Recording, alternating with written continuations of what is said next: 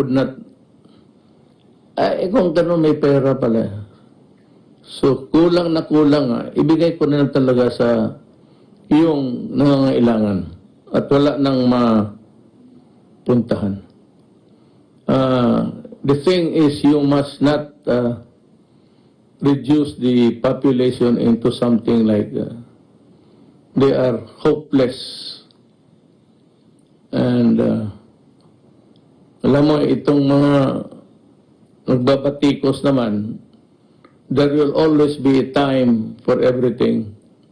And I hope that the next time, apang magsabi ako, maniwala kayo. Kasi po ako sabi, walang politika, hindi na po ako makatakbo. First and last ko to. And then but for the sake of the country, I will identify yung mga Pilipino na walang ginawa kung hindi magbatikos, maghanap ng mali. Para lang may masabi at marinig sila ng mga tao. Yan ang iwasan ninyo. Yan yung naglalaro ng politika. At for so many years, ilang taon na sila nandyan, puro posturing, forma, pretty boy. Marami yan. So may mga babae rin na yak-yak ng yak-yak, wala namang ginagawa. Sa panahon nila, puro corruption. At mamakalinis. Kung ko kayong makinig dyan, dito kayo makinig sa gobyerno. Total, ako ang nagdadala. I'm telling you, we're doing everything honestly. Hindi kami humahawak ng pera. Maraming mga milyonaryo nagpunta, nagsabi, magbigay ng tulong, ipapadaan sa, alam mo na. Siyempre, para malaman ng presidente, talaga nagbigay sila. Sabi ko, hindi ako nagtatanggap ng pera. Idiretso ninyo yan doon sa ospital. Do not, I'd like to, this is also, maybe for the information of everybody. Do not come to me bringing money. I do not accept. Ayaw kong humawak ng pera. Kasi ayaw kong magpinta. Pag siningin ka balang araw, saan yung ayaw ko ng ganun. Gusto ko wala. Para pagdating ng panahon, sabihin ko, kaya mo dyan, ano bang hinawakan ko? Gaya ng itong mga komunista, mga left, intelligence fund. Intelligence fund, hangin yan. Kukuliktahin yan. Tapos pagdating ngayon, itong budget na ito, yun ang guide natin paano gastusin sa nakolekta natin. Pero wala tayong pundo na paghati-hatian natin yan. Yung savings, iba yun. Yun ang ginagamit ko rin. Pag maubos yan, then we start to borrow. Pag wala nang naubos na yung pautang, then we sell the assets of the government. I hope that this dilemma that we are facing now will end soon. Lahat naman tayo nagdadasal Ako, I seldom pray. Believe me. Bihira ako na medyo, hindi naman nakaluhod. Nakaupo lang sa kama.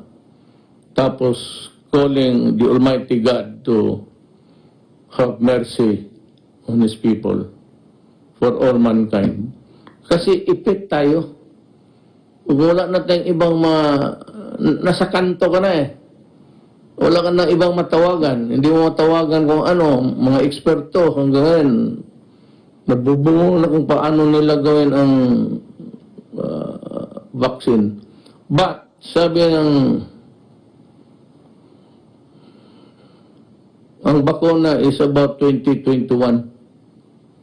Ang bakuna. Pero yung ibang medisina, yung mga killer antibodies, nandyan na ata. Pero yung bakuna which should give us a permanent immunity sa sakit na yan, wala pa. So itong killer, baka pagkatapos you are not careful, babalik rin. Now ngayon, bakit ayaw mo lang baski piecemeal? Sabi kasi ng mga experts, hindi naman ako expert. Hindi ako abogado, hindi ako doktor, abogado ako. So nakikinig lang ako sa mga doktor, lalo yung mga doktor na bright, na may sinasabi sila na if you lift the quarantine hastily, baka ang sabi ko nga yung first, second, and third wave, hindi ko nga alam kung nasaan tayo. Nandiyan dito ba tayo sa first o second? Kung nakinig kayo sa akin the last time, maintindihan ninyo yung salita ko. Kung hindi nakinig, wala na akong magawa. Hindi ko na balik-balikin dyan. Mapayag naman ho tayo sa makalabas kayo, makabili ng pagkain to survive. But kung sabihin talaga ninyo na gutom na lang pagkain, hintayin lang ninyo, paalamin lang ninyo ang barangay captain. And I'm sure that we would have the food that needed to be on the table. Kaya ito ngayon ang sitwasyon. I'm just asking for your disiplina, kunti. Kasi pag ayaw ninyong maniwala, mag-take over ang military pati police. I am ordering them now to be ready. Ang police pati military ang mag-enforce sa distance, social distance, at yung curfew. Sila na, parang martial law na rin. Mamili kayo. Ayaw ko. Pero pagka naipit na yung bayan at walang disiplina kayo, hindi nabali sana kung hindi kayo maniwala sa akin, no? Wala man ang paki. Hindi mo tayo kaibigan, hindi tayo kapartido, ayaw ninyo sa akin, hindi, okay lang. Pero ngayon, ano mang partido mo, o anumang kulay mo, sumunod ka. Kasi pag hindi, ang kaharap mo sunod, ang militar na pati polis. Yan ang ano ko. Ngayon, kailan? Kailan talaga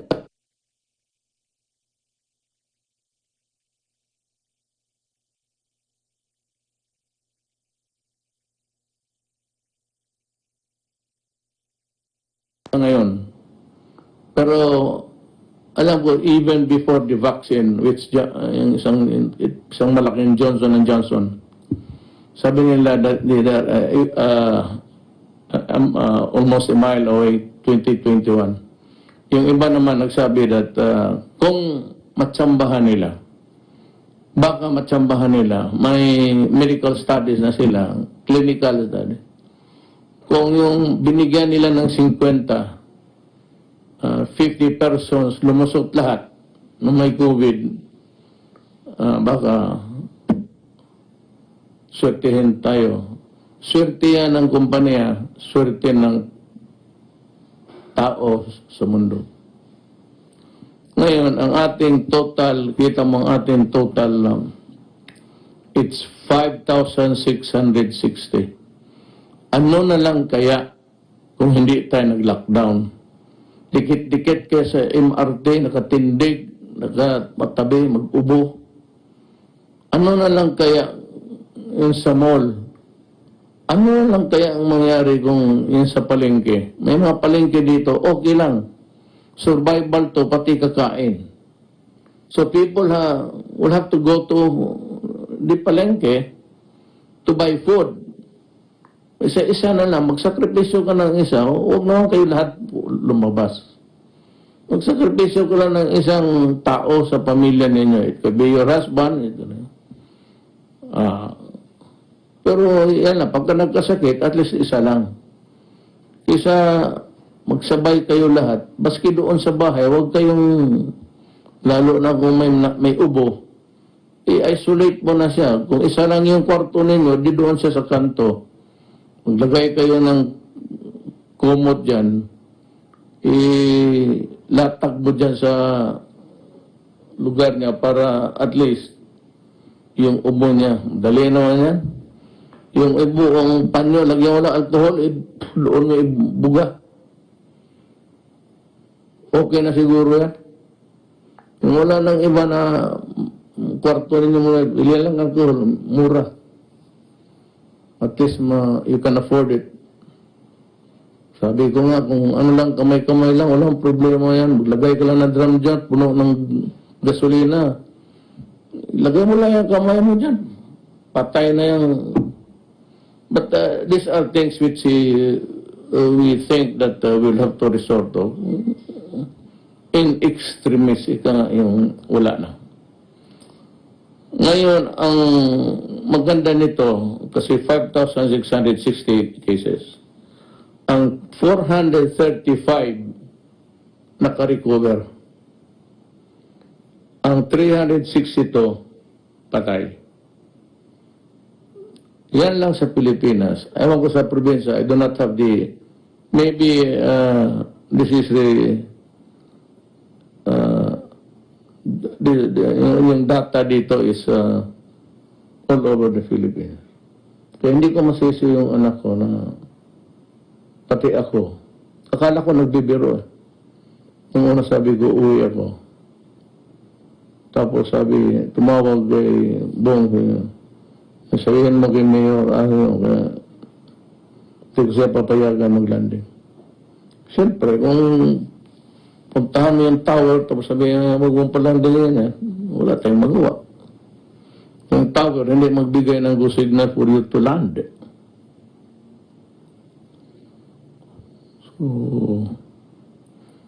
So ulitin ko yung nahuli. Yung nahuli na pinaglalaruan ninyo yung pera ng gobyerno intended to help you. It's not na lahat kayo kinukundin ako. Probably there are about 80% na pero yung 20% mga tarantado talaga. Ang problema, kung yung pamilya na yan, yung asawa, kasali sa 20%. So, magsusugal ako ngayon. O para sigurado, ang pera hindi masugal, hindi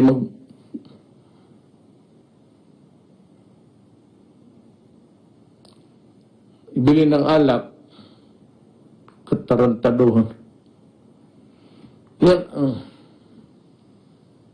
alam mo sa totoo lang kung maharap mo ako, maniwala ka hindi, sapakin kita. Totoo lang. Ngayon kang lumabang ka, pasensya ka.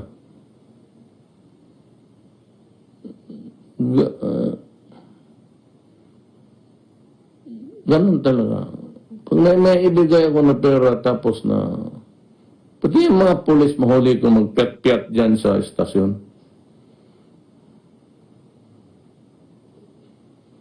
Tagdalawang suntok yan. Paglilinya yan. Kakakala mo ang yaman ninyo, susugal kayo. Kulang na nga ang pera, buti nga dublado na, isugal pa ninyo. At saka yung mga gagong pulis na sasabungan lang palagi. Wala na nga pera para pang pamilya, baldasin pa ninyo sa mga bagay ng inuman, sugat. Kaya sabi ko, maabutan ko, maniwala ka, taga mo sa kung saan mo itaga yan. Sa bato, sa tubig, talagang sapakin kita. Ngayon, mag-away man tayo, kasi masaktan ka, di ikaw, anong gusto mo?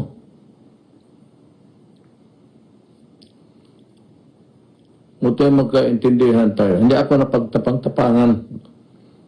Lahat naman kayo matapang eh. Hindi nga ngayon natatakot na mahuli na inuman sa labas, nagsusugat. Kung ang tawag mo dyan, kung hindi, ano yan, kung hindi katapangan. So lahat tayo, parang inyong katapangan ninyo, let's say, mga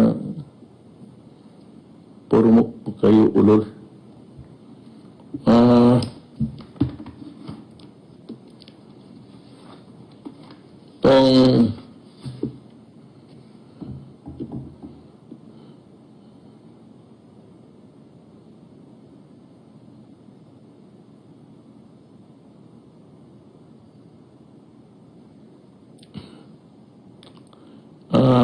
dito kasi na yung assistance and kung kunin ng inyong asawa, huwag ninyong ibigay. At kung awayin kayo, hampasin na ninyo ng tubo sa paalamin mo ako. At sa kayo mamatay ngayon, sabi ko nga, huwag kayong mamatay ngayon. Kayong mga matigas ang ulo. Kasi pag namatay ka at nalaman ng gobyerno na positive ka o galing ka doon sa ospital, hindi na kailan na ospital ka, positive ka lang, kukunin yung katawan ng patay mo, sa ayaw mo at sa hindi, that is to protect the greatest good for the greatest number. So kukunin yan, susunugin yan. Sa ospital, mamatayan, hindi ka man makaakyat doon, ikarga ng, tapos ibaba doon sa morgue, tapos balutin, ikarga, tapos diretso na sa crematorium. Hindi mo na makita. Walang burol, bawal. Pagka-COVID, bawal ang burol. Ngayon, kung malaman yan, kukunin yung patay sa harap ninyo, yung kabaong, ibalik na lang sa inyo, balik mo doon sa punerarya, kasi yung katawan, susunogin talaga yan, para talaga yan sa lahat. The greatest good for the greatest number.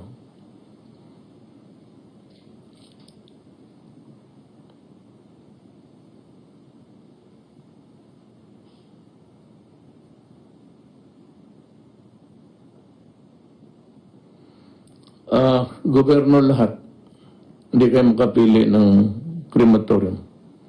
The procedure as outlined by the Department of Health, hindi sa amin, masunod talaga.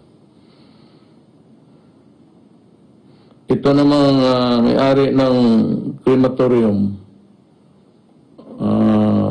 may I ask you to maintain yung presyo ng cremation before ante-quarantine. Ibig sabihin, yung presyo na wala pa tayong problema, yun ang ibigay ninyo. Nakikiusap ako. Total negosyo yan eh. Kumikita kayo ng pera, sunusunog yung katawan. So, ngayon, kung taasan ninyo yung presyo, tapos iiwan ko yung patay dyan sa inyo.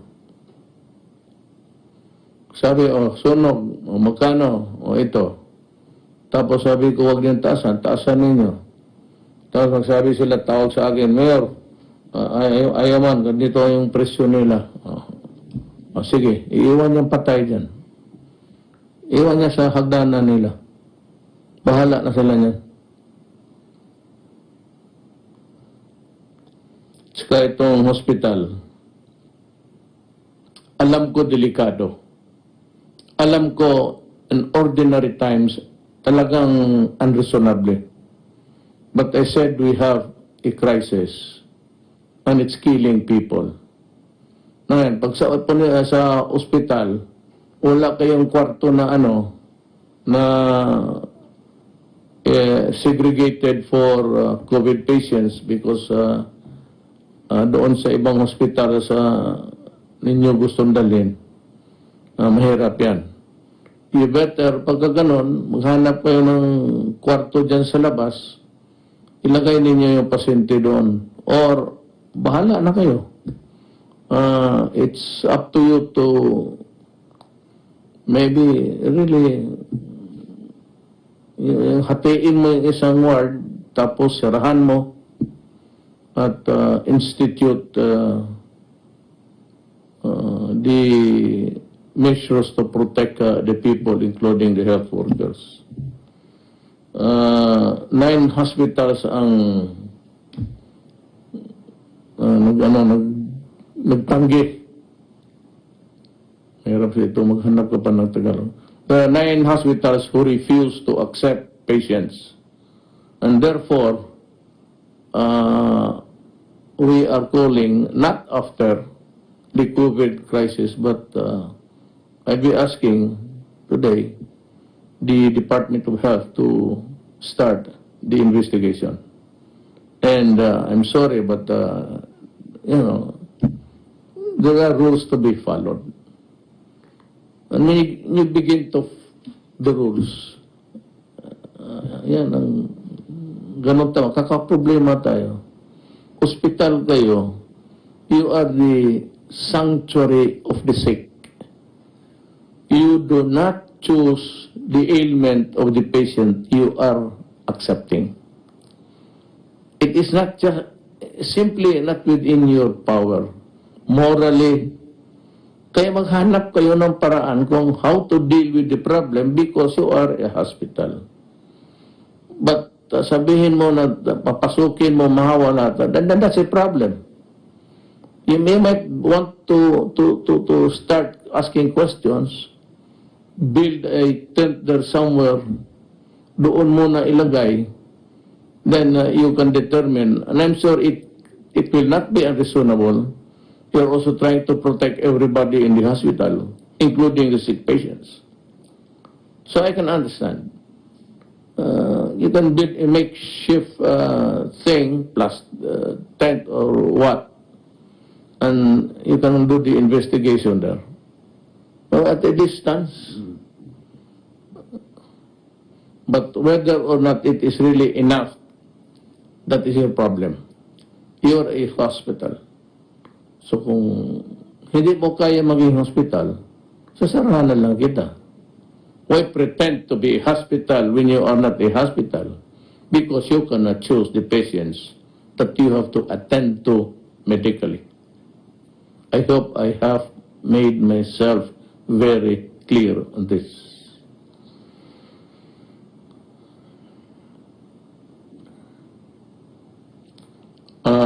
Also for the doctors to take note of what happened to the patient, because questions will be asked later, and you will be in a position to answer correctly.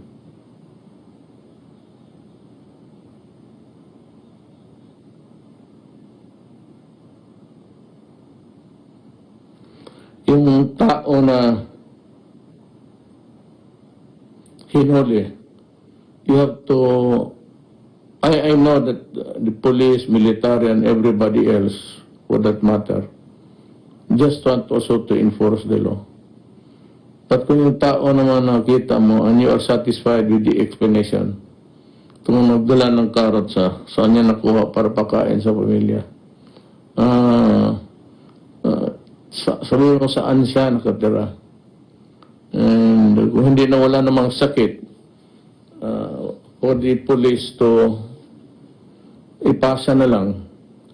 Kung taga Tondo, ganun, ihatid mo sa boundary, tawagan mo yung police doon na ihatid din nyo kasi nakatira siya dyan sa Tondo, kayo na maghatid. And let the barangay captain inform him of the situation. That there's a guy here, family was not eaten for, tulungan na lang natin. I'm sure if you bring this to the attention of the mayor, Mayor Moreno, and every mayor for that matter, no mayor could ever also bear to see his constituents die of hunger. So I'd like to remind everybody that whatever we do here, there has to be a humanity in it. It's not a question of enforcing the law. You have to take into account the humanity angle.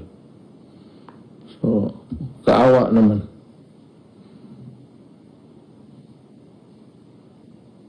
Konting tiis lang, Sabi dito, kunting tiis nga, ako mismo, sabi ko sa iyo, 3 birthday. Ang masakit sa akin kasi ang nagbawal sa akin mag-land, ang anak ko. So, sa panahon ito, kung ano yung pinapaira nila na batas, wala akong magawa. Because they're trying also to protect the people of Davao City. It might be a very noble gesture, but it can sometimes be cruel.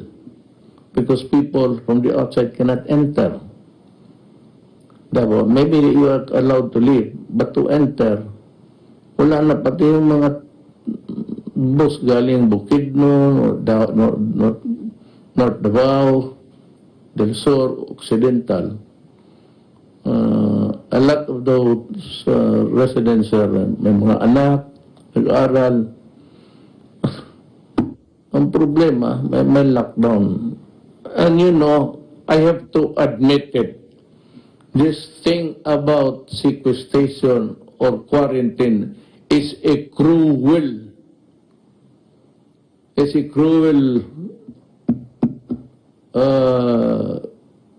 action by the government. Hindi madali ito. Pati ako nasasaktan. Problem is, kung magdikit-dikit kahit uli, palabasin mo kayo lahat, magsakay na naman kayo ng train, lalo na yan, marami ng puntahan kasi ilang araw na bara. Magdikit-dikit na naman tayo, isang ubo lang, haros yung... Kasi kung hindi ko nilockdown ang Pilipinas, no? Kita mo yung mga bansa na hindi naman, I don't know if it's kayabangan din ng mga leader. Ayaw. Dito tayo ang nauna sa Asia. Tayo talaga ang nauna sa Asia. Maybe, hindi naman ako nagyabang. Maybe because I was really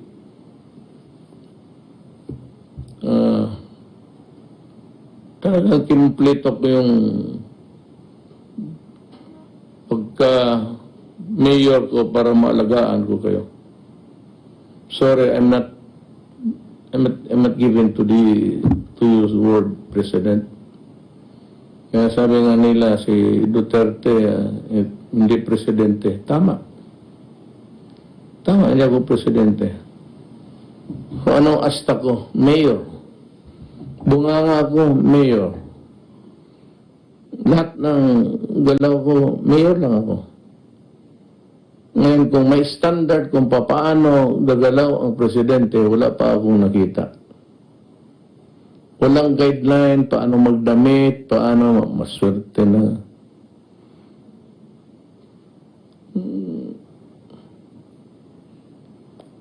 Wala. Pero ito yung, ako yung si ako. Ako. So, hindi ako nananakot. Kasi wala naman akong nananakot ako na mahawa kayo. Kasi sigurado patay. Paski sa bahay, huwag ka lang kayo magkadikit-dikit palagi, lalo na may isa o dalawa lumabas. You just try to keep a distance. Ano naman na hindi ka agad But most importantly, actually, is that you have a mask that is an effective thing. Huwag yung mask na nakalaylay tapos makapasok yung pinuga mo na virus o virus para protektahan mo na. Tiis ang ano dyan. Kalbaryo to, actually. Ang nakita ko lang na tapos na yung paghirap niya si Yesu Cristo. Kasi dumaan na ang Berni Santo, Sabado de Gloria, Sunday nabuhay na siya. Pero tayo parang patay ngayon. Ewan ko ba kung itong ating universe Isa lang tayo sa billions, no? Hindi ko talaga masabi kung bakit ganito ang nangyari sa atin. Sa bahay, mag-mask kayo. Siguro naman may namigay na ang pagkawala. Maghintay kayo because talagang biglaan ito all over the world. Yung kanilang patay is maabot na ng 25, maabot araw-araw. Ang patay nila is the other day sa America, I think, was 2,000. Mahirap talaga. Buti tayo ganito na. Dahil nga sa hindi akin yan, ha? Bang sabihin mo, napakahusay ni Duterte kasi nag-lockdown.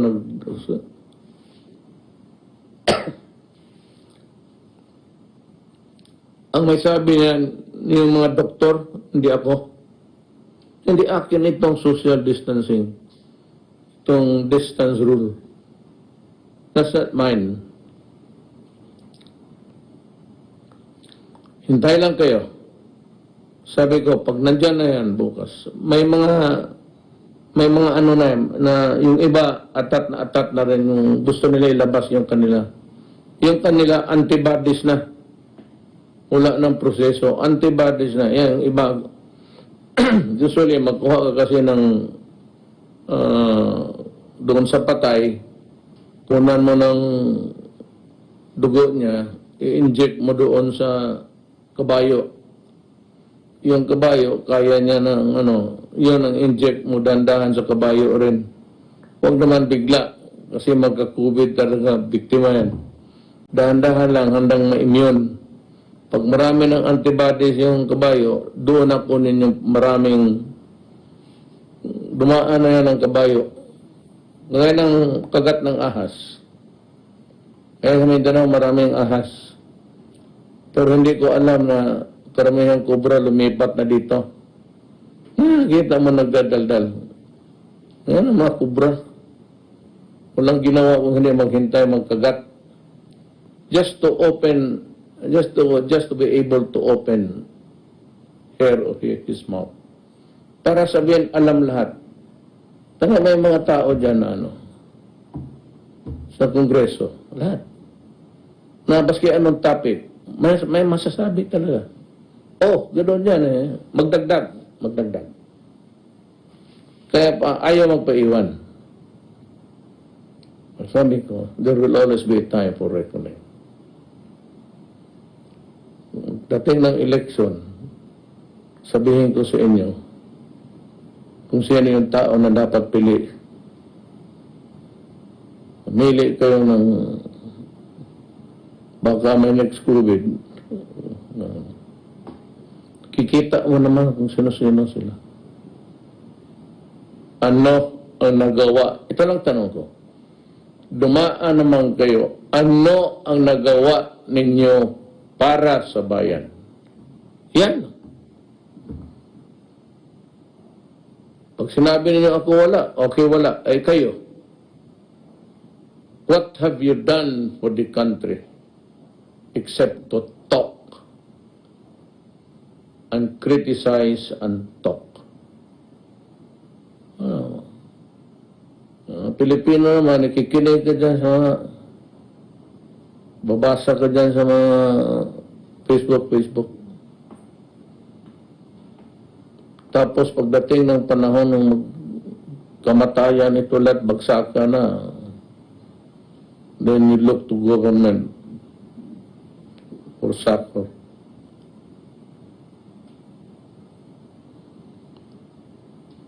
So yan lang ang maibigay ko sa inyo. Ano niya gusto, kwentahan ko kayo sa anong gusto ninyong kwento.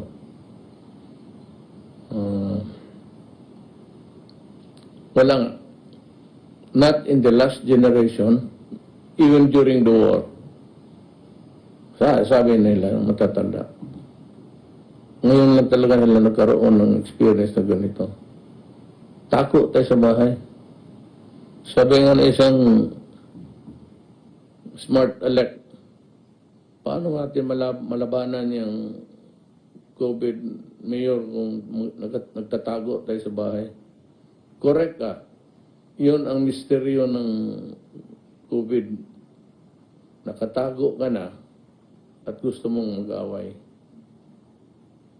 Ang awayin mo, magtago ka. Di ba? Magtago ka dahil mahawa ka. Gusto mong labanan, o sige, labanan natin. Paano? Magtago ka. Ganun rin. Ang China, kasi nagsunod, sa UB, saan galing yung doon nag-umpisa itong contamination? Okay na. Nag-lockdown sila 59 days. Nung isang araw, binuksan nila. Maligaya na sila. Sumunod eh. Kasi wala na silang positive. Not one of, not even one sa population. So, sunod lang tayo, baka magkaroon rin ang mangyari. Pero pasalamat tayo. Again, I said, I know it's hard. Alam mo, sa totoo lang, gusto ko na lumabas kaya alam mo bakit? We are running low. Low as in low yung ating supplies. Sabi ko nga, we cannot feed you wherever hanggang kamatayan. Hindi ka naman paggamot lahat kaagad-agad. Ilan lang ospital. Wala man ang hospital na libo eh. Kaya we had to go for yung makeshift hospital for the numbers. At yun namang mga may-ari ng mga buildings, mga hotels na who so generously gave, offered. One day I will maybe go to you and thank you personally for helping us. In the meantime, mga kababayan ko, kunting panahon na lang. Kung may access kayo sa internet, nandyan lahat, nilalatag na nila kung ano. So, wag na yung vaccine. Itong mga killer antibodies na lang. Kasi kung mabili yan, in mass production, mabigyan ng quota yung Pilipinas at sufisyente, I believe ang medisina lang kailangan ko.